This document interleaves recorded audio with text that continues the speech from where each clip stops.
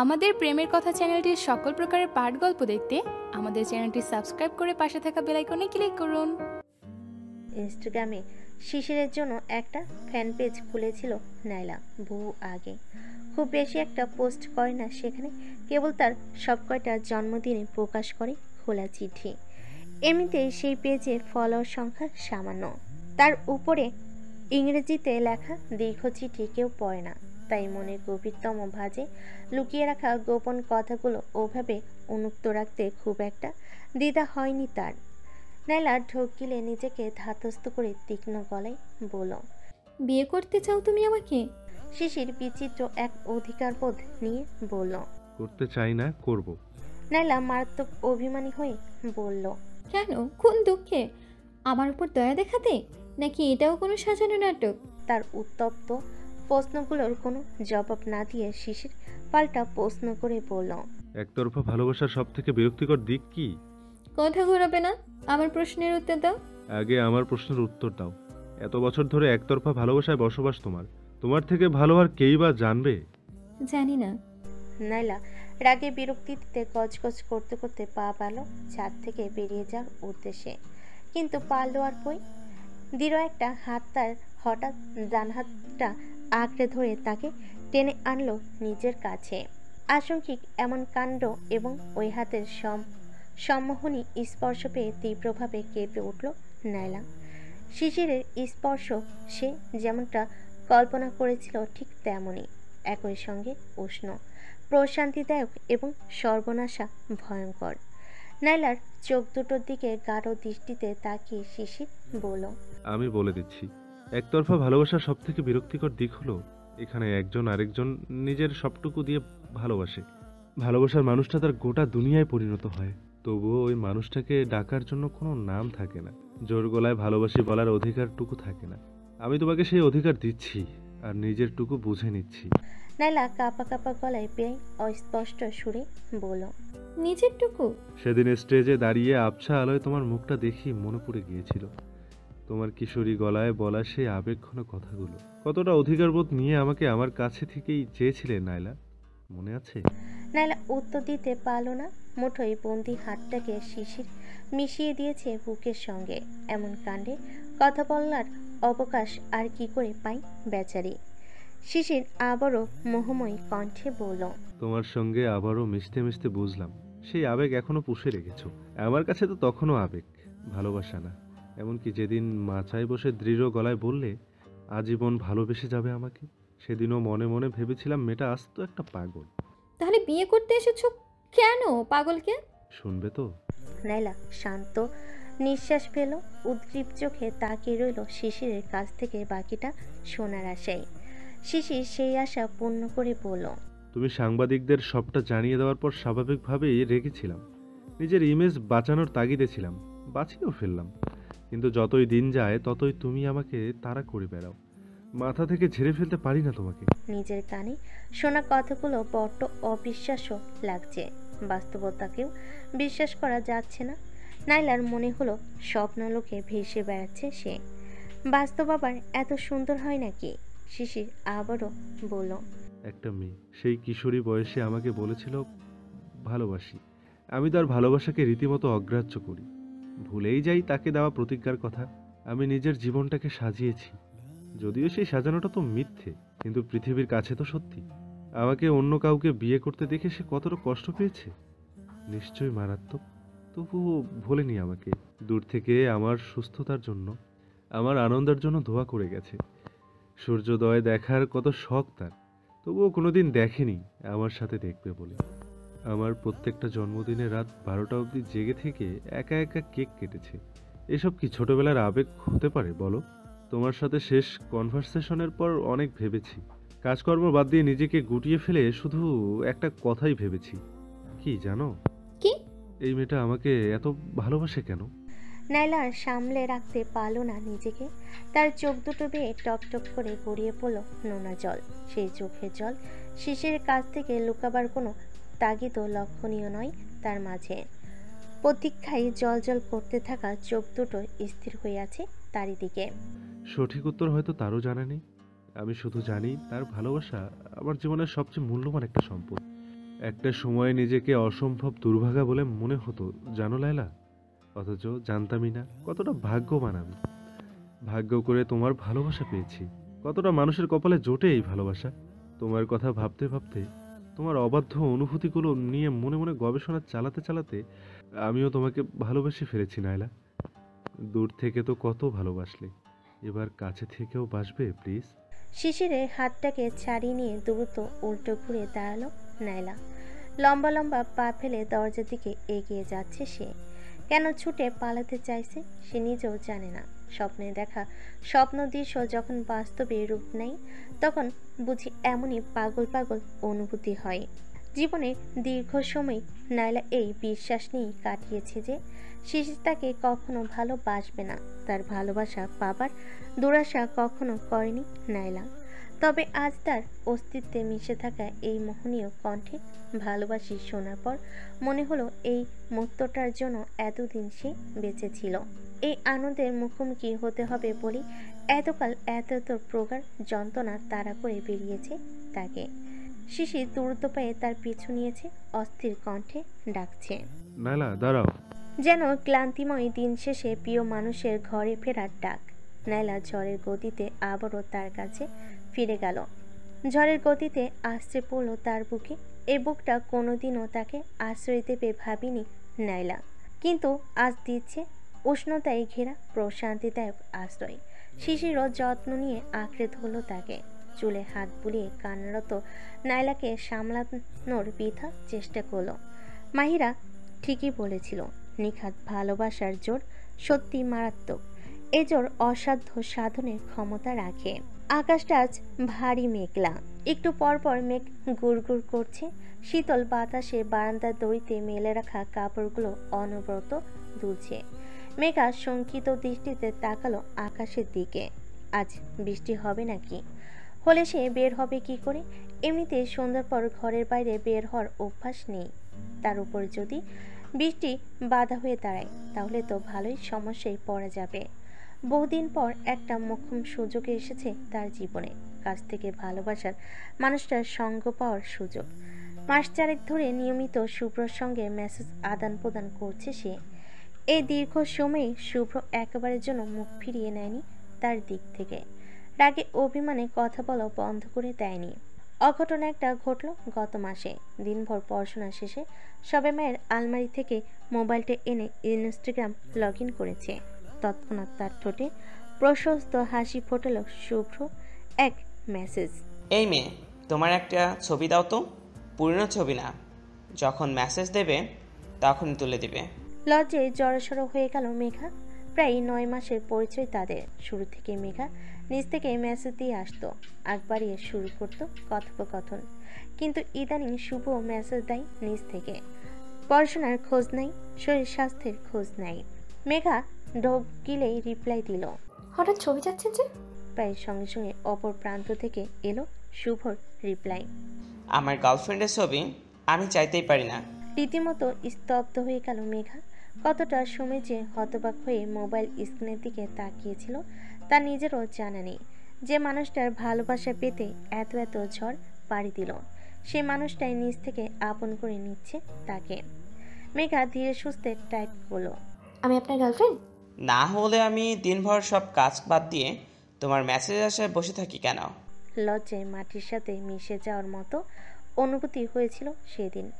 ভালোবাসার মানুষটা যখন একটু স্নেহমাখা স্বরে কথা বলে তখন যে এমন প্রশান্তিদায়ক অনুভূতি হয় তা তো আগে জানা ছিল না। এরপর থেকে চলতে থাকে শুভর সঙ্গে তার মেসেজ আদান প্রদান। তবে দিনের বেলা সেটা সম্ভব হয় না। সে সময় তাকে পড়ার টেবিলে বাদে ভিন্ন কোথাও দেখলেই মা চেঁচামেচি করে বাড়ি তোলে মাথায়। রাত 8টার দিকে পড়াশোনার পাঠ চুকিয়ে মেঘা ফোন নিয়ে বসে। শুভ জানে এই সময়টাতে মেঘাকে পাওয়া যাবে, তাই সেও তখন কোনো কাজ রাখে না। ঘণ্টাখানেক চলে তাদের মধ্যকার প্রেম আলাপ। যদিও প্রেমে বিভোর মানুষের জন্য এই সময়টা যথেষ্ট নয়, তবুও এই একটা ঘন্টার অপেক্ষাতেই যেন বেঁচে থাকে মেঘা। সময়টা এলে বেঁচে থাকা সার্থক বলে মনে হয়। শুভ প্রায় ফোনে কথা বলতে চায়, একটা ভয়েস ক্লিপের জন্য যে মানুষটার পায়ে ধরতে বাকি রেখেছিল মেঘা, সেই মানুষটাই এখন তার কণ্ঠ শোনার জন্য ছটফট করে। তবে তার সেই আকুলতা খুব একটা পূর্ণতা পায় না। মোবাইলটা হাতে পেল, ঘরের দরজা বন্ধ করে তা ব্যবহারের অনুমতি মেঘা নেই। আর খোলা দরজা দিয়ে যদি বাবা মা তাকে দেখেন কারোর সঙ্গে ফোনে কথা বলতে, তখন হাজারটা প্রশ্ন করবেন। একবার মেঘা অনলাইনে কি যেন অর্ডার দিয়েছিল, ডেলিভারি ম্যান কল করায় সে রিসিভ করে কথা বলছিল। বাবা ঝড়ের গতিতে ঘরে প্রবেশ করে তার হাত থেকে মোবাইলটা ছিনিয়ে নিয়ে বলেন, কার সাথে কথা বলছিস? মেঘা আমতা আমতা করে বলে, বাবা, ডেলিভারি ম্যান? ভবিষ্যতে কিছু অর্ডার দিলে তোকে কথা বলতে হবে না, আমাকে বা মাকে দিবি। মেঘা ঘাড় কাত করে সায় জানায়। মানুষের বাবা কড়া প্রকৃতির হলেও মা নাকি স্নেহময়ী হয়, আর মা বাবা স্নেহময়ী হলে মা কড়া। অথচ মেঘার জীবনে এই দুটো মানুষই মাত্র অতিরিক্ত কড়া প্রকৃতির। জমের মতো ভয় পায় সে দুজনকেই। তাই শুভর হাজার বায়না সত্ত্বেও তার সঙ্গে ফোনে কথা বলার সাহস করে উঠতে পারে না। তবে আংশিকভাবে একটা সুযোগ নেমে এলো তার জীবনে। বড় ফুপার 40 পালন করতে তার বাবা মা একদিনের জন্য গ্রামের বাড়িতে যাবেন। তার বড় বোন রোদেলার মেডিকেল কলেজের ইন্টার্নশিপ চলছে। এদিকে মেঘার 2 দিন পর পরীক্ষা। দীর্ঘ পথ যাত্রা করে ক্লান্তি মেঘা এমনভাবে জাপটে ধরে যে 1 সপ্তাহ পেরোনোর আগে আর পড়ার টেবিলে বসার শক্তি পায় না। কিন্তু এমন রক্ষণশীল বাবা মায়ের আদরে কোনারা এক রাত বাড়িতে থাকবে সেই চিন্তাও করা যায় না। রোদেলার নাইট শিফটে ডিউটি থাকে। রোজ রাতে ডিউটি শেষে বাবা তাকে গাড়িতে করে বাড়ি নিয়ে আসেন। তবে তাকে বলে দেওয়া হয়েছে ডিউটি শেষে হাসপাতালে তার বান্ধবীদের হোস্টেলে গিয়ে রাতটা কাটিয়ে দিতে। সকালে ঢাকায় পৌঁছে বাবা মা তাকে সঙ্গে নিয়ে বাড়ি ফিরবেন। এদিকে মেঘার জন্য সিদ্ধান্ত হয়েছে রাতটা সে পাশের বাড়ির আলিয়া খালার সঙ্গে কাটাবে। আলিয়া খালার বিধবা মানুষ, 2 মেয়েকে নিয়ে তার সুখের সংসার। সেখানে নিশ্চয়ই মেঘা নিরাপদে থাকবে। শুভর সঙ্গে প্রেমটা জমে ওঠার পর যেন এই দিনের অপেক্ষাতেই ছিল সে। সবটা শুভকে জানাতে সে বলল, সবই বুঝলাম মেঘা, কিন্তু আমার কপাল খারাপ। পরদিন আমার পরীক্ষা, সিলেবাস 1 ফোঁটা কভার হয়নি। আগের দিন আদা জল খেয়ে পড়তে হবে। মেঘা প্রায় কাঁদতে কাঁদতে টাইপ করে, সত্যি পারবেন না? প্লিজ ভেবে দেখুন, এমন সুযোগ তো আর পাবেন না। বেশি সময় দিতে হবে না, 10 মিনিট হলেই চলবে। মাত্র 10 মিনিট? হ্যাঁ প্লিজ। শুভ কিছুক্ষণ চিন্তা ভাবনা করে লেখে, বেশ, তোমাকে আধা ঘন্টা দিতে পারবো। সত্যি? এত খুশি হওয়ার কিছু নেই। আমি সারাদিন বন্ধুদের সাথে গ্রুপ স্টাডি করব। সন্ধ্যার আগে ফ্রি হতে পারবো না। তোমাদের ওদিকে যেতেও পারবো না। তোমাকে বাড্ডায় আসতে হবে। বাড়িধারা থেকে বাড্ডার দূরত্ব খুব বেশি না হলেও এই অল্প পথটুকু কখনো একা পাড়ি দেয়নি মেঘা। তবুও নিঃসংকোচে কোনো কিছু না ভেবেই বলে দিল, আমি যাব। ঠিক আছে, আমার প্রিয় রেস্টুরেন্টে নিয়ে যাব তোমাকে। ঠিকানা পাঠাচ্ছি। বিকেলের আগ দিয়ে রোদেলা ডিউটি শেষে বেরিয়ে গেল। যাওয়ার আগে বলে গেল, একটু পর আলিয়া খালার বাসায় চলে যাবি, আর কোনো সমস্যা হলে আমাকে কল করবি। মেঘা বাড়িতে একা থাকবে ভেবে মা মোবাইলটা সঙ্গে করে নিয়ে যাননি, বাকিস রেখে গেছেন। না হলে আজ শুভর সঙ্গে যোগাযোগ হতো কি করে। রোদেলা বেরিয়ে যাওয়ার পর মেঘা কিছুক্ষণ আলিয়া খালার পাশে গিয়ে বসে রইল। সূর্যাস্তের সঙ্গে সঙ্গে একলপে রান্নাঘরের বাইরে গিয়ে দাঁড়িয়ে পড়ল। খালা, সর্বনাশ হয়েছে। আলিয়া খালা শুকনো মুখে বললেন, কি হয়েছে? আমার বান্ধবী রিক্সা থেকে পড়ে গিয়ে পা ভেঙে ফেলেছে, হাসপাতালে ভর্তি। আয় হায়, আজকালকার পোলাপান সব কিছুতেই আনমনা। রিক্সা ধইরা বসে নাই নিশ্চয়ই। সেটা তো হাসপাতালে না গেলে বোঝা যাবে না খালা। আমি একবার ওকে গিয়ে দেখে আসি, আবার হাসপাতালেই ভর্তিও। যাবা যাও, তয় বেশিক্ষণ থাইকো না। মেঘা প্রফুল্ল মনে ছুটে গেল নিজেদের বাড়িতে। কাপড়ের আলমারিটা খুলে হঠাৎ কি যেন মনে করে বসে পড়ল বিছানার উপর। মোবাইলটা হাতে নিয়ে কল করলো প্রিয় মানুষের প্রিয় নম্বরটায়। একটা রিং হতেই কল রিসিভ করে শুভ বলল, হ্যালো মেঘা। ওই মানুষটার কণ্ঠ খুব কমই শুনেছে সে, কিন্তু যতটুকু শুনেছে মুগ্ধতায় পাগল হওয়ার জন্য ততটুকুই যথেষ্ট। আর সেই পাগল করা কণ্ঠে যখন নিজের নামটা শুনতে পায় পুরো পৃথিবীটাকে, তখন নিজের বলে মনে হয়। মেঘা লজ্জা মাখা অস্পষ্ট সুরে ডাকলো, ধ্রুব। শুভ প্রশয়ের হাসি হেসে বলল, বলো। খিলখিল করে হেসে উঠল মেঘা। একটা সময় ছিল তার দেওয়া এই প্রিয় ডাকনামটা সহ্যই করতে পারত না শুভ, অথচ আজ নিজ থেকে প্রশ্রয় দিচ্ছে। দূর আকাশে যে ধ্রুব তাকে নিজের করে পেতে চেয়েছিল, সে আজ সত্যি তার। শুভ তার মোহনীয় স্বরে বলল। হাসি শোনাতে ফোন করেছো? মেঘা কাঁপা কাঁপা গলায় বলল। না, একটা প্রশ্ন। মেসেজে হাজারো দুঃসাহসিক কথা বলো, ফোন কলে কথা বলতে গিয়ে আজ রীতিমতো চুপসে গেছে মেঘা। গলা থেকে আওয়াজ বের হচ্ছে না। ব্যাপারটা আজ করতে পেরে শুভ বলল। কি প্রশ্ন? আজ আমাদের দেখা হবে তো? কেন, ভয় হচ্ছে? ভাবছো আমি কথা দিয়ে আসবো না? না না, আমি তো এমনিই জিজ্ঞেস করলাম। শুভ আশ্বাস দিয়ে বলল। চিন্তা করো না মেঘা, আজ আমাদের দেখা হবে। আমাদের প্রথম ডেটটা তুমি আজীবন মনে রাখবে। মেঘা লজ্জার হাসি হেসে বিদায় নিয়ে ফোন আলাপে ইতি টানল।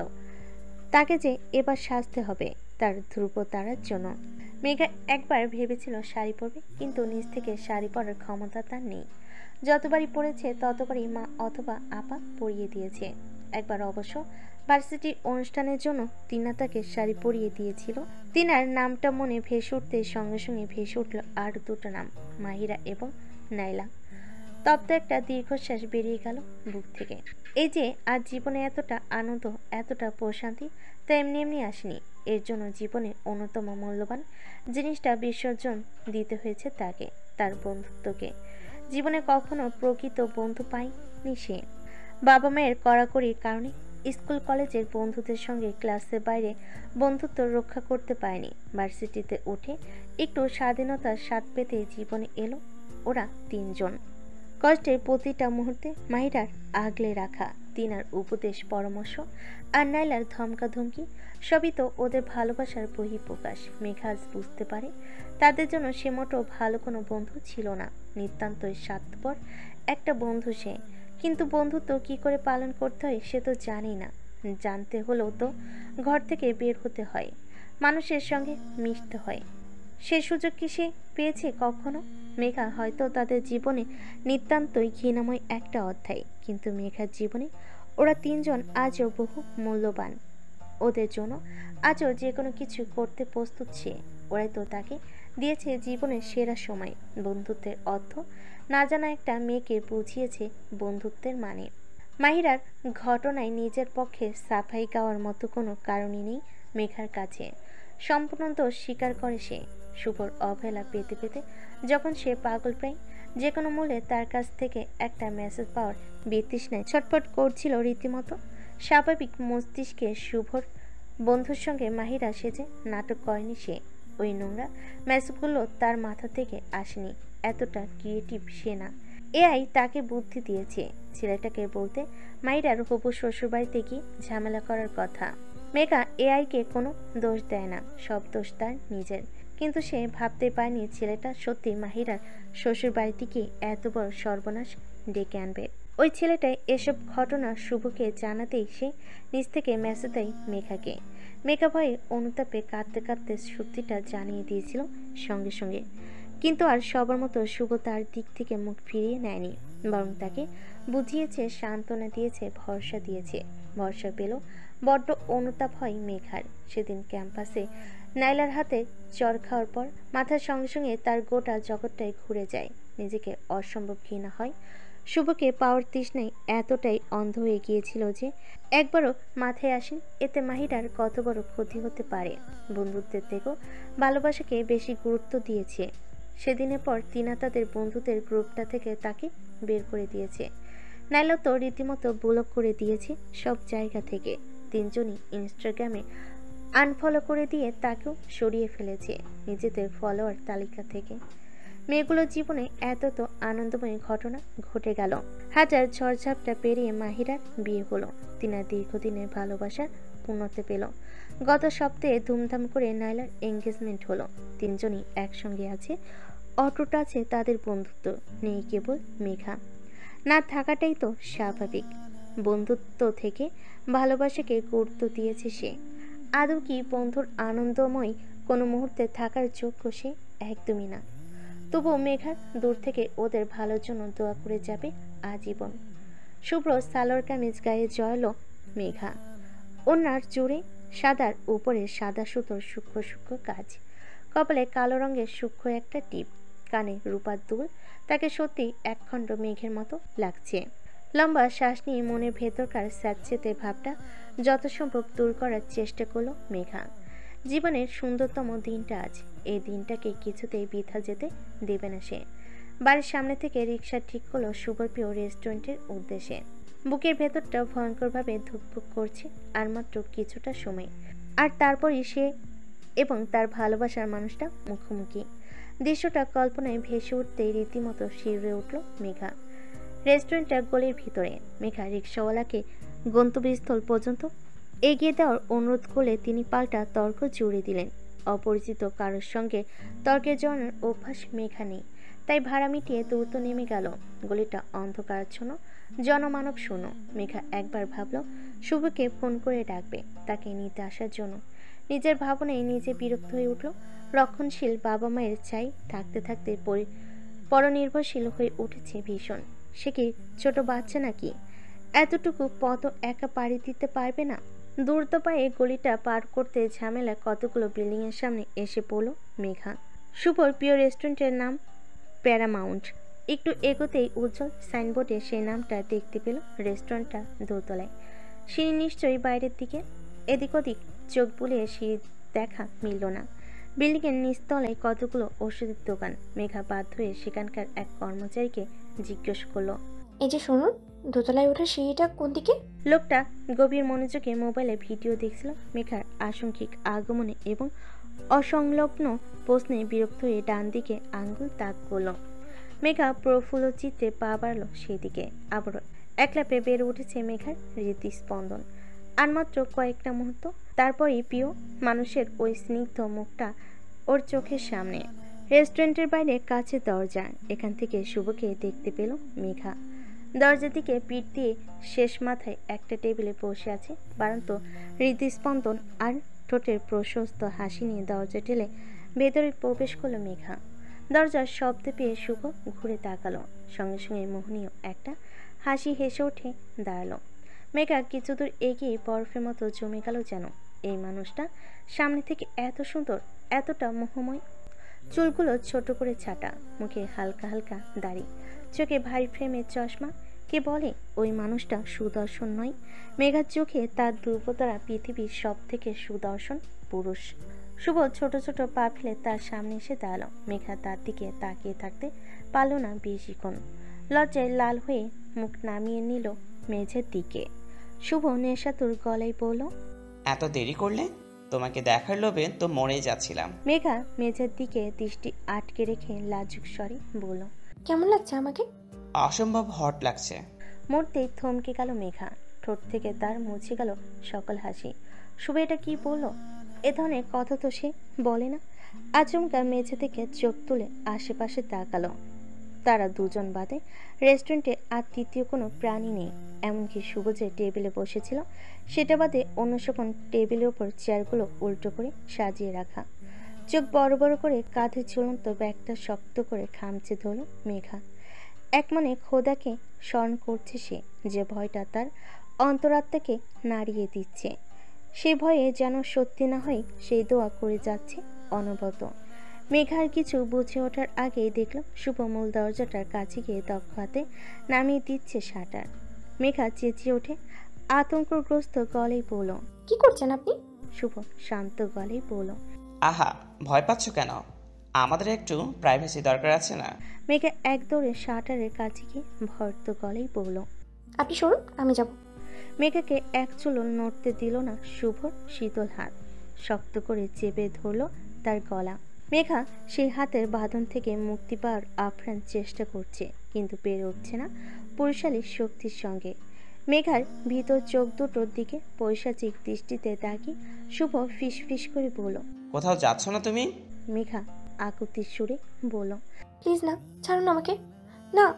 তার আত্মচিৎকার পৌঁছালো না শুভর কানে। প্রিয় মানুষটার স্নিগ্ধ মুখটা থেকে অচিরে অদৃশ্য হয়ে গেল সকল স্নিগ্ধতা। শুভ্রকে একটা কুৎসিত কদারকের মতো দেখাচ্ছে এই মুহূর্তে। ধস্তাধস্তি আকুতি মিনতি কোনো কিছুই কাজে দিল না। বাড়ির নিরাপদ আশ্রয় থেকে মাত্র কয়েক কিলোমিটার দূরে অমানবিক নৃশংসতার মুখ দেখল মেঘা। তার বাবা মা জানলো না যে মেয়েটাকে আগলে রাখতে তাদের এত ব্যস্ততা। সে মেয়েটাই বদ্ধ রেস্টুরেন্টে ভয়াবহ এক পাশবিকতার শিকার হচ্ছে। যে মানুষটাকে পাওয়ার জন্য জীবনের সর্বত্যাগ করতে মেঘা প্রস্তুত ছিল, সেই মানুষটাকেই আজ তাকে দিল নির্মম একটা নাম, ধর্ষিতা। মাহিরা যে আড়ালে অগোচরে ড্রাইভিংয়ের মতো কঠিন কাজটি আয়ত্ত করে ফেলেছে, বিশ্বাস করতে বেশ কষ্ট হচ্ছে তিনা, নাইলার। এমনকি আজ নিজ চোখে তাকে গাড়ি ড্রাইভ করে এ বাড়িতে আসতেও দেখেও তারা বিস্ময় কাটছে না। মাহিরা ভুল কুচকে বলল, তোরা এমন একটা ভাব করছিস যেন আমার ড্রাইভিং করা পৃথিবীর অষ্টম আশ্চর্য। বিয়ের পর থেকেই তার একটু একটু করে তাকে ড্রাইভ করতে শিখিয়েছে। মাঝে মধ্যে রাতের ফাঁকা রাস্তায় দুজনে বেরিয়ে পড়েছে গাড়ি নিয়ে। নিঃসন্দেহে মাহিরা ছাত্রী হিসেবে অসাধারণ। অল্প সময়ের মাঝে ড্রাইভিং শিখে চমকে দিয়েছে তারিফকে। জটিলতার প্রক্রিয়াগুলো সম্পূর্ণ করে কিছুদিন আগে লাইসেন্স হাতে পেয়েছে সে। নাইলা জোর গলায় বলল, অষ্টম আশ্চর্য তো বটেই, তুই হলে একজন সুশীলা রমণী। কোথায় সারাদিন কোমরে আঁচল গুজে রান্নাবান্না করবি, ঘর গোছাবি, তুই শালা ড্রাইভিং করবি কেন? তিনা বিস্মিত গলায় বলল, তার থেকে বড় কথা, গাড়ি চালানো শিখলি কবে? আমরা তো কিছুই জানতে পারলাম না। ছেলে মানুষই প্রশ্রয় দেওয়ার হাসি ফুটে উঠেছে মাহিরার ঠোঁটের কোণে। ক্লান্তিময় যান্ত্রিক এই জীবনের মাঝে মাঝে এমন সব মুহূর্ত আসে যখন তারা তিনজন কঠিন বাস্তবতা ভুলে একদম শিশু হয়ে যায়। এই মুহূর্তটাও ঠিক তেমন। পৃথিবীর সকল জটিল সমীকরণগুলো ইতিমধ্যেই ভুলে বসেছে। তাদের চোখের সামনে উজ্জ্বল করছে কেবল একটাই সমীকরণ, মাহিরার ড্রাইভিং। এই সমীকরণের সমাধান না করে দম নেবে না তারা। জীবনের শিশুসুলভ মুহূর্ত খুব একটা আসে না, কিন্তু যখনই আসে জীবনটা হাজার গুণ আনন্দময় বলে মনে হয়। মাহিরা ভেঙচি কেটে বলল, আপনারা নিজেদের প্রেম কাহিনী নিয়ে ব্যস্ত ছিলেন, আমার ড্রাইভিংয়ের কাহিনী শোনার সময় কোথায়? তিনা উৎফুল্ল গলায় বলল, আজ থেকে 20, 30 কিংবা 40 বছর পর যখন আমার অনেক টাকা হবে, তখন আমিও গাড়ি কিনবো আর তোর কাছ থেকে ড্রাইভিং শিখবো। যদি না শেখাস, এক আছাড় মেরে তোকে এই গাড়ির ছাদ থেকেই ফেলে দেব। ভয়ানক হুমকি পেয়েও ভয়ের ছিটেফোঁটা ফুটে উঠল না মাহিরার চোখে মুখে, বরং হেসে কুটি কুটি হলো। নাইলা সেই হাসিতে যোগ দিল না, কৌতূহলী গলায় বলল, যা, এত বছর লাগবে নাকি বড়লোক হতে? সামান্য একটা ভাড়া গাড়ি খুঁজে পেতে 1 মাস লাগলো, তাহলে বোঝ নিজের বাড়ি গাড়ি করতে কত দিন লাগবে। কিন্তু যতদিনই লাগুক, একদিন আমাদের নিজের একটা বাড়ি আর একটা নীল গাড়ি হবেই, দেখিস। দীর্ঘ 1 মাস শূন্য হয়ে খোঁজার পর অবশেষে একটা বাসা খুঁজে পেয়েছে সজল। ভার্সিটি থেকে 10 মিনিটের দূরত্বে, কিন্তু গলির ভেতরের দিকে নিচতলায় আশেপাশের বাসিন্দাদের কাছে খোঁজ নিয়ে জেনেছে বাসায় পানি কোনো সমস্যা নেই। বাড়িওয়ালা ভাড়ার জন্য খুব একটা টাকাটা দেয় না। অ্যাডভান্স দেওয়ার পর একটু একটু করে শখের জিনিস কিনতে শুরু করেছে তিনা। ফার্নিচার কেনার উপায় নেই, আগে ভাড়াটে তখন বাসাটা চায়নি। টুকিটাকি ফুলের টব, ছবির ফ্রেম, রান্নার সরঞ্জাম, বিছানার চাদর কিনেছে। নাইলার আলমারি এখন তিনার সংসারের সরঞ্জামে বোঝায়। কাল থেকে নতুন মাস শুরু হচ্ছে, আর কালই তিনা পা রাখতে চলেছে তার নিজ ঘরে, নিজ সংসারে। এদিকে অফিসের কাজে তার চিটাগংয়ে গেছে। একা বাড়িতে থাকতে মাহিরার ভয় নেই, কিন্তু বান্ধবীদের সঙ্গে ছুটিয়ে আড্ডা দেওয়ার সুযোগটা তো আর বৃথা যেতে দেওয়া যায় না। তাই দীর্ঘদিন পর আজ নাইলার বাড়িতে আড্ডার আসর বসিয়েছে 3 প্রেমান্ধ। নাইলার ঘরের মেঝেতে গোল হয়ে বসেছে তারা, তাদের মাঝখানে লুডুর বোর্ড। যদিও লুডু খেলার তাগিদ কারোর মাঝে লক্ষণীয় নয়, একের পর এক চাঞ্চল্যকর প্রসঙ্গ উঠছে আর তারা উৎফুল্ল ভঙ্গিতে মেতে উঠছে আড্ডায়। নাইলা হঠাৎ তিনার কাঁধে হাত রেখে গোমরা মুখে বলল, তোকে কিন্তু মিস করবো ভাই। কতগুলো দিন একসঙ্গে থাকলাম, তোকে দেখে দেখে আমারও পড়তে বসার অভ্যাস হয়েছে, এমনকি ঘুমানোর আগে তোর বকবক শোনারও অভ্যাস হয়ে গেছে। কাল থেকে মনে হয় একা একা আর ঘুমিয়ে আসবে না। নাইলার আবেগঘন কথাই আবেগ তাড়িত হলো না। তিনা বাঁকা হাসি হেসে বলল, আহারে থাক বাছা, এত কষ্ট পেও না, বেশি দিন তো আর একা ঘুমাতে হবে না। নাইলা লজ্জায় চোখ বড় বড় করে সজোরে একটা কিল বসিয়ে দিল তিনার পিঠে। আঘাতপ্রাপ্ত হয়েও ব্যথার কোনো লক্ষণ ফুটে উঠল না তিনার মাঝে, বরং খিলখিল করে হেসে উঠল। মাইরাও হেসে ফেলল, না ভালোই তো হলো, কাল থেকে ফোনে ফোনে শিশির ভাইয়ের সাথে প্রেম করতে পারবি। এতদিন নিশ্চয়ই তৃণার সামনে লজ্জা পাবি ভেবে সেটা করতে পারিসনি। মুহূর্তে বদলে গেল নাইলার মুখভঙ্গি। বুড়ো যুগল কুঞ্চিত হয়ে উঠল, চোখ দুটোতে গাম্ভীর্য প্রখর হলো। ক্ষুদ্র গলায় নাইলা বলল, ওর নামও আমার সামনে নিবি না মাহিরা। মাহিরা অবাক হয়ে বলল। ও মা, কেন? নাইলা রাগে গজগজ করতে করতে বলল। শিশির চায় ডেস্টিনেশন ওয়েডিং করতে, কক্সবাজার অথবা সিলেট। আমি আজ ফোন করে বললাম এত ধুমধাম করে বিয়ে করার দরকার কি? এমনিতে এঙ্গেজমেন্ট হুলুস তুলুস কাণ্ড করেছো, এখন ছোট একটা আয়োজন করে বিয়ের ঝামেলা সেরে ফেলি। সে আমাকে কি বলেছে জানিস? কি? নাইলা শিশিরের গাঢ় কণ্ঠ অনুকরণ করে বলল। প্রথম বিয়েটা তো ছোট আয়োজন করেই করেছিলাম, দ্বিতীয় বিয়েটা ধুমধাম করে করতে দাও প্লিজ। নাইলার এ কথাই এবং অনুকরণের ভঙ্গিতে অট্টহাসিতে ফেটে পড়ল। নাইলা আহত গলায় বলল। তোরা হাসছিস? কত বড় সাহস, চিন্তা কর, আমার সামনে প্রথম বিয়ের আলাপ করছে। আমাকে বল, পৃথিবীর আর কোনো মেয়ে এসব পাগলামি সহ্য করতো? আমি দেখে সহ্য করে যাচ্ছে। হাসির মাঝে হঠাৎ মুগ্ধ চোখে নাইলার রাগে ফুঁসতে থাকা মুখটার দিকে তাকালো মাহিরা। ওই রাগের মাঝে যে কতটা অকৃত্রিম ভালোবাসা লুকিয়ে আছে তা সে খুব ভালো করেই জানে। শিশির নাইলার মায়ের কাছে বিয়ের প্রস্তাব নিয়ে আসার পর ফরিদা ভাবনা চিন্তায় খুব একটা সময় ব্যয় করেনি। মায়েদের হয়তো সন্তানের মনে কথা পড়ে ফেলার অলৌকিক ক্ষমতা রয়েছে। সেদিন লাইলার চোখের দিকে তাকিয়ে তিনি বুঝে গিয়েছিলেন এই ছেলেটার সাথে কতটা সুখে থাকবে সে। শিশিরকে ডেকে সায় দিলেন তার বিয়ের প্রস্তাবে, কিন্তু নতুন এক সত্য জুড়ে দিল নাইলা। কড়া গলায় বলল। শোনো শিশির, আমাকে নিয়ে দুনিয়ায় যে প্রান্তেই চাও না কেন, আমার সঙ্গে আমার মাও যাবে। তিন কুলে তার কেউ নেই, আমি ছাড়া তাকে কে দেখবে? শিশির আকাশ থেকে পড়ার ভাব করে বলল। এটা আবার আলাদা করে বলার কি আছে নাইলা? খেলা তো তোমার সাথেই থাকবে, আমরা নিজেদের কাজ নিয়ে ব্যস্ত থাকব, আমাদের মায়ের একে অপরের নতুন সঙ্গী হবে, এটা তো আমি ভেবে রেখেছিলাম। শিশিরের প্রতি মুগ্ধতা সেদিন আকাশ ছুঁয়ে যায় নাইলার। না ভুল মানুষকে ভালোবাসেনি সে। ওই ঘটনার সপ্তাহখানেকের মাঝেই ঢাকার 5 তারকা এক হোটেলে তাদের এঙ্গেজমেন্টের অনুষ্ঠান হয়। সঙ্গীতাঙ্গনের নামি দামি সব তারকা উপস্থিত ছিল সেখানে। মিডিয়াকেও খবর দেওয়া হয়। সারা দেশের সামনে শিশির নাইলাকে তার হবি স্ত্রী হিসেবে পরিচয় করিয়ে দেয়। পুরো সময় একটা ঘোরের মধ্যে ছিল নাইলা, মনে হচ্ছিল যেন স্বপ্ন দেখছে। স্বপ্ন তো এমন অস্পষ্ট দৃশ্য কত শতবার দেখেছে। সেদিন তার চোখ মুখ অস্বাভাবিকভাবে শুকিয়ে গিয়েছিল। নিজের এঙ্গেজমেন্টের ছবিগুলো দেখলে এখন নিজেরই হাসি পায়। ভাবটা এমন ছিল যেন জোর করে তাকে ধরে এনেছে শিশির। মাহিরা দৃঢ় গলায় বলল। ধুমধাম করে বিয়ে করবি না মানে? আমি আর ত্রিনা তোর কাজী অফিসেই সাদামাটাভাবে বিয়ে করলাম। তোর বিয়েতে যদি একটু হইচই না করতে পারি। কতটুকু মাঝপথে আটকে গেল, বেরিয়ে আসার অবকাশ পেল না মাহিরার ঠোঁট থেকে। তার মোবাইলের কর্কশ রিংটন নজর কাড়ল সকলের। এখন রাত 9টা বাজছে। এত রাতে তারিফ ছাড়া আর কেই বা কল করবে? কিন্তু মোবাইলের স্ক্রিনে চোখ বোলাতেই বুকের মাঝে ছোটোখাটো একটা ধাক্কা খেল মাহিরা। মেঘা কল করেছে। এতগুলো দিন পেরিয়ে গেল, ভার্সিটি থেকে যেন নিজেকে বিচ্ছিন্ন করে ফেলেছে মেঘা। তার কারণে জীবনে এত বড় বিপর্যয় নেমে এসেছিল। মাহিরা তো আর নিজ থেকে তার সঙ্গে যোগাযোগ করবে না, তবুও আশা করেছিল মেঘা যোগাযোগ করবে, নিজের পক্ষে সাফাই গাইবে।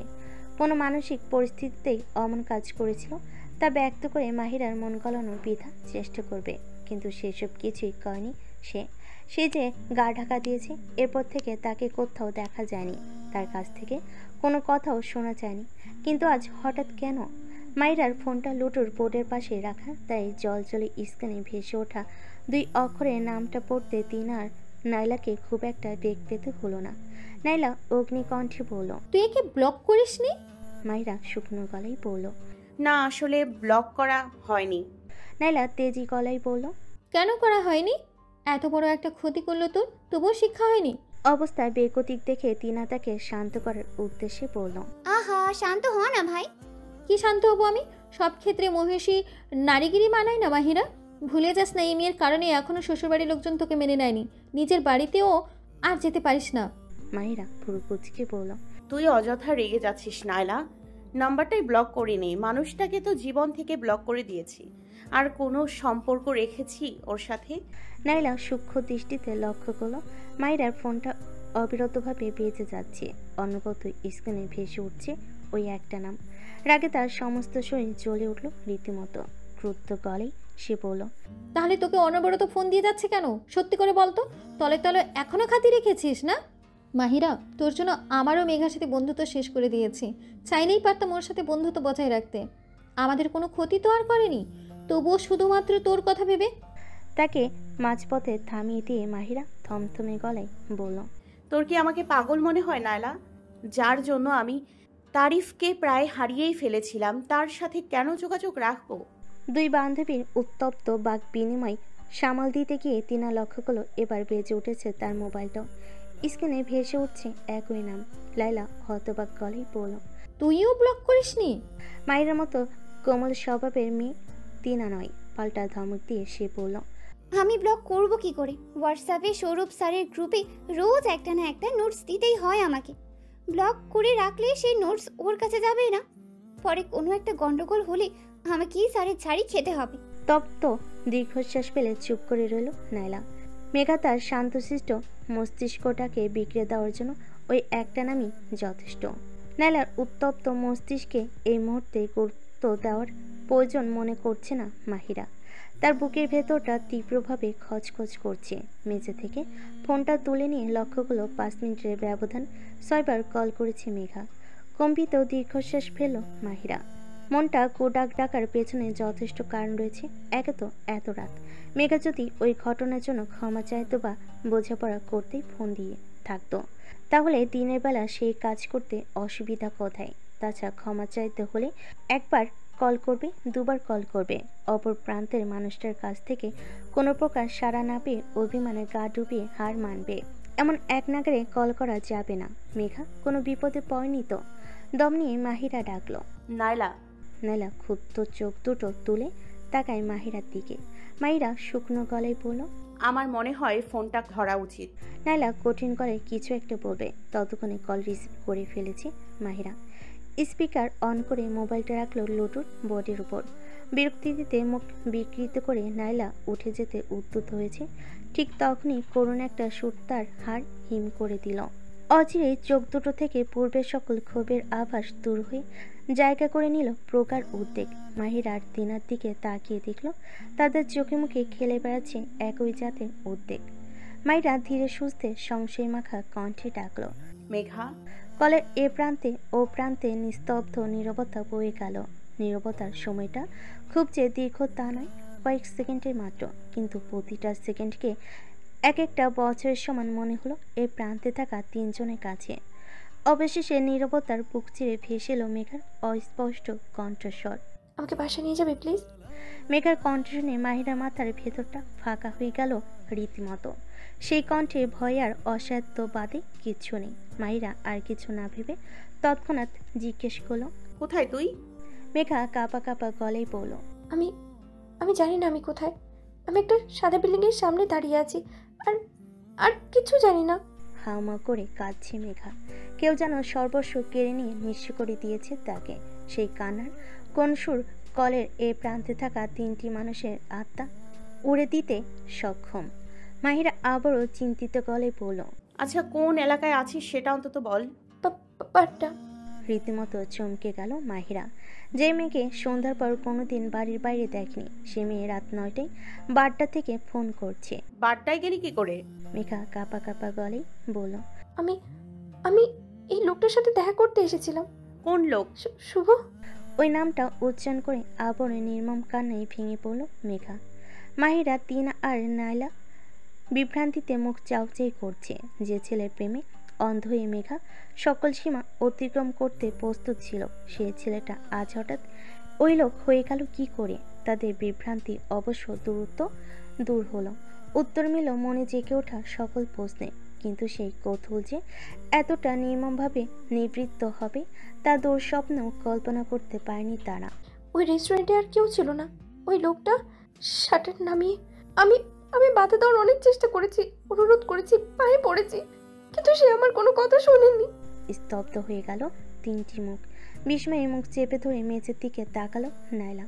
মাত্র কয়েক মিনিট আগে যে মেয়েটার উপর জমে থাকা সকল রাগ উগলে দিচ্ছিল, সে মেয়েটার জন্যই আদ্র হলো দুচোখ। শ্বাস নিতে ভুলে গেছে সে। বুকের ভেতরে অসম্ভব অস্বস্তি হচ্ছে, তবুও অস্বস্তি কাটানোকে তাগিদ দেখা যাচ্ছে না তার মাঝে। প্রাণহীন জড় বস্তুতে পরিণত হয়েছে সে। তিনা হাঁসফাঁস করছে। তার হাত পা তরঙ্গের মতো কেঁপে উঠছে। লম্বা লম্বা শ্বাস নিয়ে নিজেকে সামলানোর বৃথা চেষ্টা করছে সে। প্রাণপণ বিশ্বাস করতে চাইছে যা শুনছে তা ভুল, মিথ্যা। এমনটা তো খবরের কাগজে দেখা যায়, টেলিভিশনের সংবাদে দেখা যায়। বাস্তবে কেন হবে? তাও আবার তার বান্ধবীর সঙ্গে। তাদের সবার মধ্যে সব থেকে কোমল মনের অধিকারিণী মেয়েটা অদ্ভুতভাবে শক্ত রাখলো নিজেকে। গলা পর্যন্ত কান্নে সে আটকে গেছে মাহিরার। তবুও কাঁদছে না। সে কাঁদলে মেঘাকে সামলাবে কে? মেঘার জন্য হলেও শক্ত থাকতে হবে তাকে। মাহিরা ভরসা দেওয়ার সুরে বলল, মেঘা, যেখানে দাঁড়িয়ে আছিস সেখানেই দাঁড়িয়ে থাক, এক চুলও নড়বি না। ভয় নেই, আমি ফোন ধরে আছি। মেঘা অসহায় সুরে আর্তনাদ করে বলল, তুই আসবি না? মাহিরা আশ্বাস দিয়ে বলল, আসছি তো, আমি আসছি। মাহিরা শ্বাস নিয়ে তিনা আর নাইলার দিকে এক পলক তাকিয়ে আবারও বলল, আমরা আসছি। গাড়ির ব্যাক সিটে নাইলা এবং মেঘা, ড্রাইভিং সিটে মাহিরা আর প্যাসেঞ্জার সিটে তিনা। না জানি কতদিন পর তারা চারজন আবারও একসঙ্গে। কিন্তু এই পুনর্মিলনী যে এতটা হৃদয় বিদারক হবে কে জানতো? নাইলাকে জড়িয়ে ধরে ক্রমশ কাঁদছে মেঘা। তার চোখ দুটো খরস্রোতা নদীতে পরিণত হয়েছে। এদিকে নাইলার হৃদয়ের অবস্থা হয়েছে অ্যাক্সিডেন্টে দুমড়ে মুচড়ে চুপসে যাওয়া গাড়ির মতো। মেঘার কপালে আঘাতের চিহ্ন, গালে আঁচড়ের দাগ, গলায় আঙ্গুলের দাগ, পরনে জামাটার এক অংশ ছেঁড়া। ধস্তাধস্তির কারণে সাদা জামাটা ধূসর বর্ণ ধারণ করেছে। শক্তপোক্ত নাইলার চোখ দুটো বেয়েও অশ্রুধারা গড়িয়ে পড়ছে অবিরাম। মেঘাকে জড়িয়ে ধরে তার মাথায় হাত বুলিয়ে দেওয়া ছাড়া আর কিছুই করার নেই। নাইলা আর্দ্র গলায় বলল, কতবার বলেছিলাম ছেলেটা ভালো না, মিশিস না এর সাথে, ও একটা ফ্রড। একটা কথাও শুনলি না আমার। প্রতি উত্তরে মেঘা কিছুই বলতে পারল না। কাঁদতে কাঁদতে তার গলা ভেঙে যাওয়ার উপক্রম। নিজেকে অসম্ভব ঘৃণা হচ্ছে এই মুহূর্তে তার। কেন সে নাইলার কথা শোনেনি? কেন বাবা মায়ের অগোচরে ইনস্টাগ্রামে অ্যাকাউন্ট খুলেছে? কেন অচেনা একটা ছেলের সঙ্গে দেখা করতে সন্ধ্যার পর অজানা জায়গায় গেছে? সব দোষিত তার। ঘৃণায় লজ্জায় নিজেকে শেষ করে ফেলতে ইচ্ছে করছে মেঘার। তিনা রাগে ফুঁসে ওঠা কণ্ঠে বলল, তারপর শাটার তুলে তোকে বেরিয়ে আসতে দিল? মেঘা নাইলাকে ছেড়ে দোয়াতের উল্টো পিঠে চোখের জল মুছল, কিন্তু তাতে লাভ বিশেষ হলো না। সেই দু চোখ আবারও ভিজে গেল নতুন জলে। কাপা কাপা গলেই বলল, হ্যাঁ বলেছে কাউকে যেন কিছু না বলি। আমিও বলেছি বলবো না, তোরা কিন্তু কাউকে বলিস না। তিনা নির্বিকার ভঙ্গিতে বলল, রেস্টুরেন্টের নাম যেন কি বললি? প্যারামাউন্ট। চিনিয়ে নিয়ে যেতে পারবি? মেঘা আতকে উঠে বলল, ওখানে আবার যাবো কেন? তিনা ধমক দিয়ে বলল, চিনিয়ে নিয়ে যেতে পারবি কিনা বল। ধমকে দমে গিয়ে মেঘা হ্যাঁ সূচক মাথা নাড়ল। তিনা কড়া গলায় বলল, গাড়ি স্টার্ট দে মাহিরা। মাহিরা ভুরু কুচকে বলল, ওখানে গিয়ে কি করবি? তিনা হুঙ্কার দিয়ে বলল, ওই জারজের বাচ্চাকে খুন করব। মাহিরা পাল্টা ধমক দিয়ে বলল, পাগল হয়ে গেছিস ত্রিনা, কিছু করতে পারবো না আমরা। তিনাও এবার নিজেকে শক্ত রাখতে পারল না, কান্নায় ভেঙে পড়ে বলল, কিছুই করতে পারবো না মাহিরা, হাত গুটিয়ে বসে থাকবো, তাকিয়ে তাকিয়ে মেঘাকে কষ্ট পেতে দেখবো শুধু। এতটা হেল্পলেস আমরা। স্টিয়ারিং হুইলে এক হাত রেখে গভীর চিন্তায় ডুব দিল মাহিরা। আর চোখে তিনাকে দেখল, রিয়ার ভিউ মিররে লাইলা আর মেঘাকে দেখল। তার কাছে মানুষগুলোর চোখের জল বড্ড বেমানান। এতটা অসহায়িত তারা নয়। তিনার সাহস, নাইলার শক্তি আর মাহিরার বুদ্ধি কি যথেষ্ট নয় মেঘাকে এই সংকট থেকে উদ্ধার করার জন্য? তারিফের কথাগুলো কানে বেজে উঠল আবারও। বিয়ের পর কোনো কাজ সে তারিফকে না জানিয়ে করেনি। এটা কোনো আনুগত্য প্রকাশ নয়, ভালোবাসার বহিঃপ্রকাশ। আজ তার ব্যতিক্রম হয় কি করে? নাইলার বাড়ি থেকে বেরিয়ে গাড়ি স্টার্ট দেওয়ার আগে কল করেছিল মাহিরা তাকে। ফোন রিসিভ করতেই তারিফ চিরচেনা মোহময়ী কণ্ঠে বলে, বাহ, আমি তো ভেবেছিলাম আজ তোমার ফোনই আসবে না। কিন্তু তার কণ্ঠের মোহ আজ স্পর্শ করতে পারেনি মাহিরার চূর্ণ বিচ্ছিন্ন মনটাকে। মাহিরা হিমশীতল কণ্ঠে বলে, তারিফ। অর্ধাঙ্গিনীর কণ্ঠের অস্বাভাবিকতাই তারিফ জানান দিয়েছে এখানকার সর্বনাশের আভাস। তারিফ উদ্বিগ্ন কণ্ঠে বলে, মাহিরা, কি হয়েছে? এমন শোনাচ্ছে কেন তোমার গলাটা? আপনার মনে আছে আপনি আমাকে বলেছিলেন কোথাও যাওয়ার আগে বারবার আপনার পারমিশন নিতে হবে না? বলেছিলাম তো। তবুও আজ একটা জায়গায় যাওয়ার আগে আপনার পারমিশন চাইবো, দেবেন কিন্তু। এত রাতে কোথায় যাবে? মাহিরা কম্পিত স্বরে বলে। মেঘার কাছে। তারিফ দ্বিধাগ্রস্ত কণ্ঠে বলে। মেঘা সেই মেয়েটা না?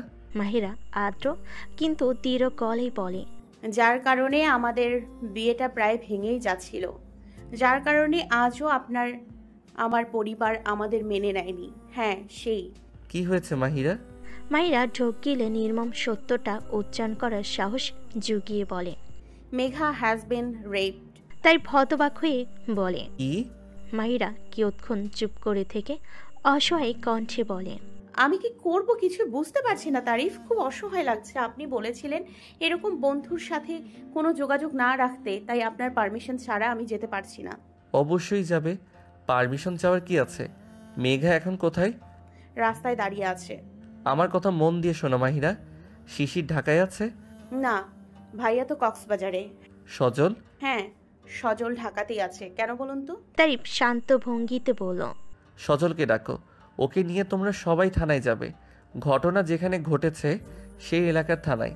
মেঘাকে দিয়ে একটা এফআইআর রেজিস্টার করাবে, বাকিটা আমি সজলকে বুঝিয়ে দিচ্ছি। থানায় যাওয়া, মামলা করা। তারিফের এই নির্দেশগুলো তখন বড্ড অবাস্তব লেগেছিল মাহিরার কাছে। এসব তো সিনেমাই হয়, বাস্তবে কখনো থানার আশেপাশেও না যাওয়া মানুষটা কি করে মেঘাকে নিয়ে থানায় যাবে? মেঘার বাবা মাও ঢাকায় নেই। মাহিরা ভেবেছিল তারা ঢাকায় এসেই থানা পুলিশ সংক্রান্ত সিদ্ধান্ত নেবে, কিন্তু এখন মনে হচ্ছে ততক্ষণে বেশি দেরি হয়ে যাবে। কঠিন পরিস্থিতি মানুষকে বদলে দেয়, ভারী দায়িত্ব পালনের জন্য তার কাঁধ দুটো মজবুত করে। মজবুত সেই কাঁধেই বন্ধুত্বের দায়িত্ব পালনের ভার তুলে নিল মাহিরা। রিয়ার ভিউ মিররে আরেকবার দেখল মেঘার মুখটা। অমন ভুবন ভোলানো সুন্দরী মেয়েটার মুখ জুড়ে আজ কেবলই ক্ষত চিহ্ন। মুখ বুঝে এই দৃশ্য সে দেখবে না, কষ্ট পেতে দেবে না মেঘাকে। মেঘা কেন কষ্ট পাবে? সে কি কোনো অন্যায় করেছে? মাহিরা তপ্ত দীর্ঘশ্বাস ফেলে গাড়ি স্টার্ট দিতে উদ্যত হলো। তিনা সব প্রশ্ন চোখে তাকিয়ে বলল, কোথায় যাচ্ছিস? মাহিরা দৃঢ় ভঙ্গিতে বলল, থানায়। তার মুখে ছোট্ট ওই শব্দটা শুনে চমকে উঠল গাড়িতে উপস্থিত সকলে। কি বলছে এই মেয়ে সব? একটা মেয়ে ধর্ষিতা হয়ে নিজেই পায়ে হেঁটে ধর্ষণে বিচার চাইতে যাবে, এ আবার হয় নাকি? ব্যাপারটা জানাজানি হলে তো সারা জীবন মাথা নিচু করে বাঁচতে হবে মেঘাকে।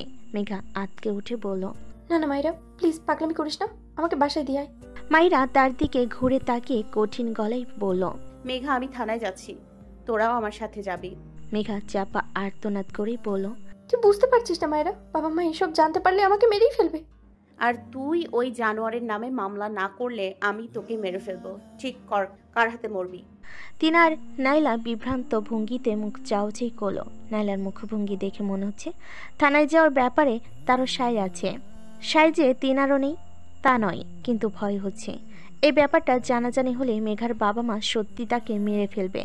তার উপরে আবার ওই রেস্টুরেন্টে মেঘাকে জোর করে নিয়েও যাওয়া হয়নি, স্বেচ্ছায় গেছে সে। প্রমাণ তো কিছুই হবে না, উল্টো সমস্যার চোটতেই আঙ্গুল তুলবে আজীবন। নিজস্ব ভাবনাটা বোঝানোর জন্য তিনা মৃদু স্বরে ডাকলো, মাহিরা। তার ডাকে কর্ণপাত না করে মাহিরা কড়া গলায় বলল, সজলকে ফোন করে বাড্ডা থানায় আসতে বল। আমরা তো দিন শেষে মেয়ে মানুষই, রাতে ঢাকা আমাদের জন্য সেফ না। তিনা দ্বিধান্বিত ভঙ্গিতে ডায়াল করলো সজলের নাম্বারে। এত রাতে সজল আসবে কিনা সে নিয়েও দুশ্চিন্তা তাড়া করে বেড়ালো তাকে। তবে কল রিসিভ করে সকল দুশ্চিন্তা কাটিয়ে দিয়ে সজল বলল, তোমরা কত দূর? আমি তো থানার সামনে। তিনা বিস্মিত হয়ে বলল, তুমি কি করে জানলে আমরা থানায় যাচ্ছি? তারিফ ভাই সব বলেছে। শিশির নাইলার এঙ্গেজমেন্টের অনুষ্ঠানে তারিফের সঙ্গে পরিচয় সজলের। অল্প সময়ে ভাই ভাই করে খাতির জমিয়ে ফেলে সে। সজল ছেলেটা বেশ ভালো, এজন্যই তাকে ভরসা করে করণীয় কাজগুলো পরপর বুঝিয়ে দিয়েছে তারিফ। সজলও ভাইয়ের নির্দেশ পেয়ে ছুটে এসেছে বাড্ডা থানার সামনে। তিনা ঢোক গিলে নিচু স্বরে বলল, সজল, কাজটা ঠিক হবে তো? কোন কাজ? এই যে মামলা মোকদ্দমা। সজল বিরক্ত ভঙ্গিতে বলল, কি আবল তাবল বলছো ত্রিনা? এমন পরিস্থিতিতে এর থেকে ঠিক কাজ আর কি বা হতে পারে? তোমরা তাড়াতাড়ি এসো তো মেঘাকে নিয়ে। ফোন রেখে লম্বা শ্বাস নিল তিনা। আবল তাবলই বটে, সমস্ত কত কিছুই বলবে। তাই বলে একটা মেয়ে বিচারের আশায় আদালতের দ্বারস্থ হবে না? দেশের আইন তো সবার জন্য সমান, মেঘার জন্য। তাই মেঘার হাজার বাউন অপেক্ষা করে মাহিরার গাড়ি ছুটে চলল বাড্ডা থানার উদ্দেশ্যে। মোবাইলটা হাতে নিয়ে থানার সামনে পায়চারি করছে সজল। তার ব্যস্ত চোখ দুটো কন্টাক্ট লিস্টে নির্দিষ্ট একটা নাম খুঁজতে ব্যস্ত। শীতল ফুরফুরে একটা হাওয়া বয়ে যাচ্ছে, রীতিমতো শিউরে উঠল সজল। তবে তার শিউরে ওঠার কারণ শীতল হওয়া নাকি থানার সামনে দাঁড়িয়ে থাকা নিজেও ঠিক বুঝতে পারল না। থানা, পুলিশ, মামলা, আদালত, এই শব্দগুলো রীতিমতো আতঙ্কে পরিণত হয়েছে তার কাছে। খারাপ সঙ্গে জড়িয়ে অপরাধের জগতে ডুবে গিয়েছিল সে। জীবনের অন্ধকারাচ্ছন্ন ওই অধ্যায়টা তার কাছে কারাগারের চার দেওয়ালে বন্দী হয়ে এক একটা দিন যে কতটা নিদারুণ কষ্ট আর আতঙ্কে কেটেছে তা এখন ভালোই গায়ে কাটা দিয়ে ওঠে। এখন জীবনে সেই অন্ধকার সময় দেবদূতের মতো কিছু মানুষ পাশে এসে দাঁড়িয়েছিল তার। ফারহান কবির তাদের মধ্যেই একজন। লোকটা অপ্রত্যাশিতভাবে তার জীবনে এসে জাদুর মতোই সেই জীবনটাকেই পাল্টে দিয়েছে। ফারহান সজলেরই স্কুলের সিনিয়র, স্কুলের গর্ব, এলাকার গর্ব, দেশের নামকরা ক্রিমিনাল লয়ার। অসংখ্য হাই প্রোফাইল কেসের সঙ্গে জড়িয়ে আছে তার নাম। সেও বিচক্ষণতা ও তীক্ষ্ণ বুদ্ধিমত্তায় ন্যায় বিচার এনে দিয়েছে মক্কেলদের।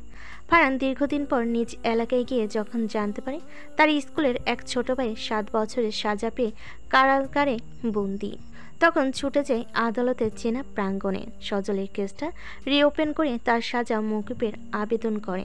বিচারদার যুক্তিতর্কে মুগ্ধ হয়ে সজলের সাজা মকুব করে দেন।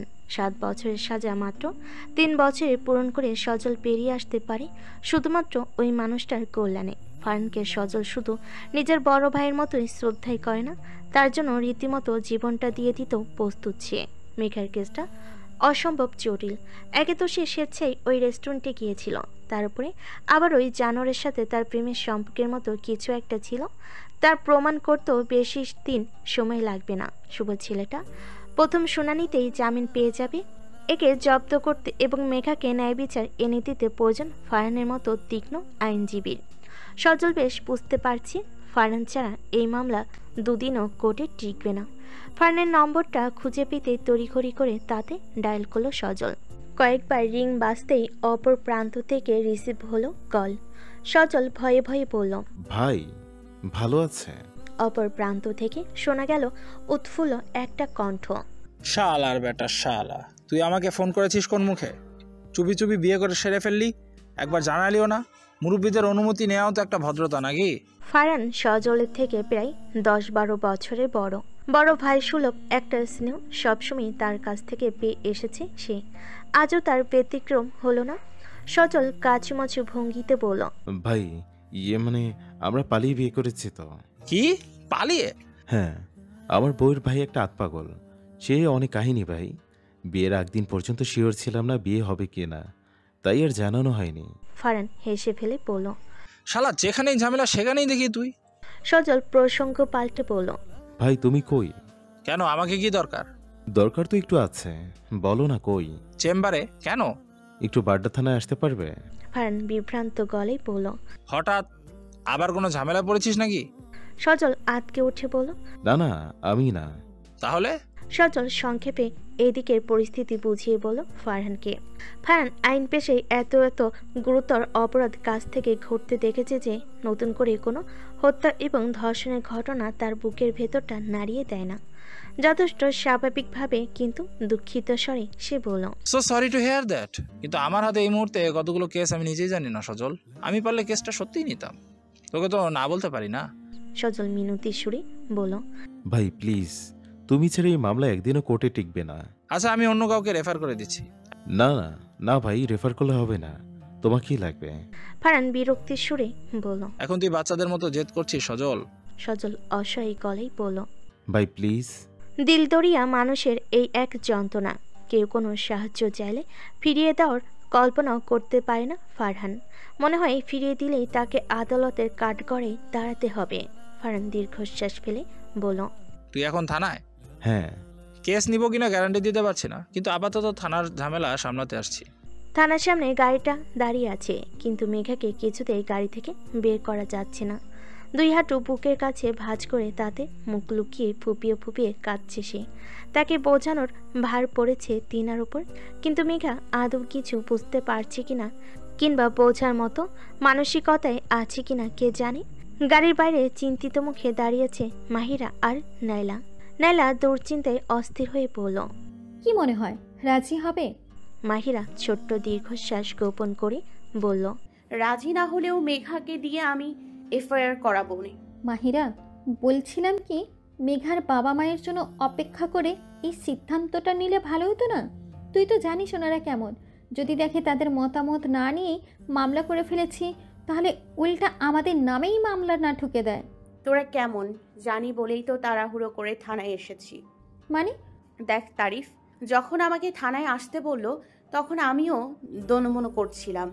আমিও তোর মতো মেঘার বাবা মায়ের ফিরে আসার অপেক্ষা করব ভেবেছিলাম, কিন্তু হঠাৎ মনে হলো তারা কোনোদিনও মামলা করতো না, বরং ঘটনা ধামাচাপা দেওয়ার সর্বোচ্চ চেষ্টা করত।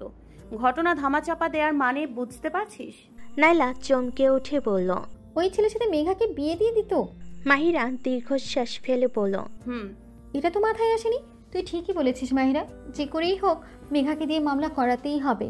হঠাৎ কি যেন মনে করে মাহিরা বলল, নাইলা শোন না, শিশির ভাইয়ার তো কত চেনা জানা, একটু ফোন করে দেখ না এই থানার কাউকে চেনে কিনা। নাইলা তৎক্ষণাৎ হ্যান্ডব্যাগ থেকে মোবাইল বের করে দেখলো 3টা মিসড কল জমেছে শিশিরের নম্বর থেকে।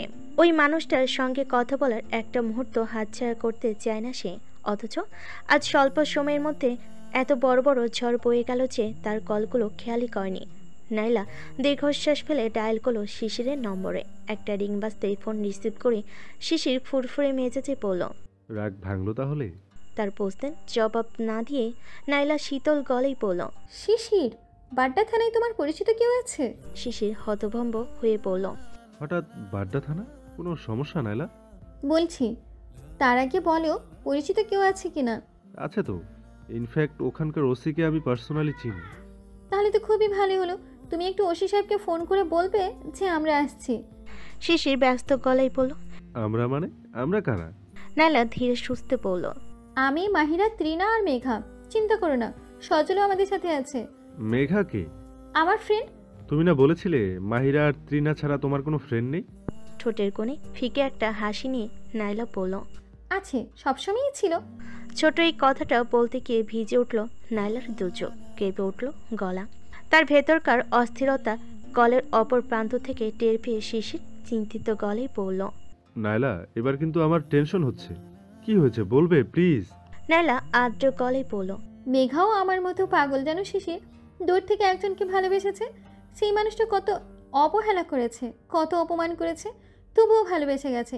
কিন্তু মেঘা বুঝতেই পারেনি যাকে সে ভালোবেসেছে সে কোনো মানুষ না, অমানুষ। কাপা কাপা গলে আজকের ঘটনাটা শিশিরকে বলল নাইলা। সবটা শুনে শিশির কয়েক মুহূর্ত চুপ করে থেকে বলল, তোমাকে শক্ত থাকতে হবে নাইলা, এখনো অনেকটা পথ পাড়ি দেওয়া বাকি, অনেক লড়াই বাকি। লড়বে না মেঘার জন্য?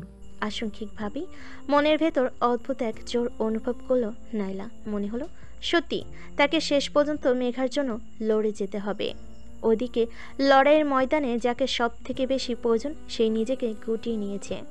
অবশ্য মেঘাকে দোষ দেওয়া যায় না, ওই ঘটনায় সে মানসিকভাবে এতটা ধাক্কা পেয়েছে যে চারপাশের সব কিছু অস্বাভাবিক লাগছে। নিজের অস্তিত্বের উপরে প্রশ্ন জাগছে, কেন যে সে এখনো বেঁচে আছে? এই প্রশ্নের উত্তরই কেবল খুঁজে বেড়াচ্ছে মস্তিষ্ক।